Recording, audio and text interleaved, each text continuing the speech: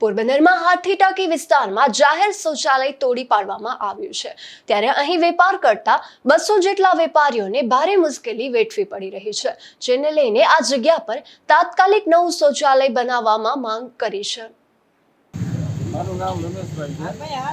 અહીંયાથી આજે 15-20 વર્ષથી મૂકીને તોડી નાખી છે। ત્યાંથી વેપારી 300-250-300 વેપારીને હેરાન પરેશાન થઈ ગયા છે। હજી લેડીઝ લોકો હેરાન પરેશાન થઈ ગઈ છે। ઓફિસમાં જેટલી સર્વિસ કરે છે લેડીઝો બધી હજી હેરાન પરેશાન થઈ ગઈ। એક જ મૂકીની છે લેડીઝ માટે, એ પણ તોડી નાખી છે। તો અમે રિક્વેસ્ટ છે અમારી કે જલ્દીમાં જલ્દી જેમ બને વહેલી આ મૂકીની કરીને રજૂઆત કરીએ છીએ। અમે જલ્દી જેમ બને એમ જલ્દી વહેલી કરીએ। મારું નામ જયેશભાઈ છે ને છેલ્લા લોકો 3-4 દિવસથી આ કોઈ પણ જાતની જાણ કર્યા વગર મૂતળી પાડી નાખેલી છે। લગભગ આજુબાજુના 250 થી 300 દુકાનવાળા અમારે હેરાન થઈ ગયા છે। વહેલા વહેલી તકે આ વિતરણ પાછું નવીનીકરણ થાય એવી અમારી નમ્ર રજૂઆત છે।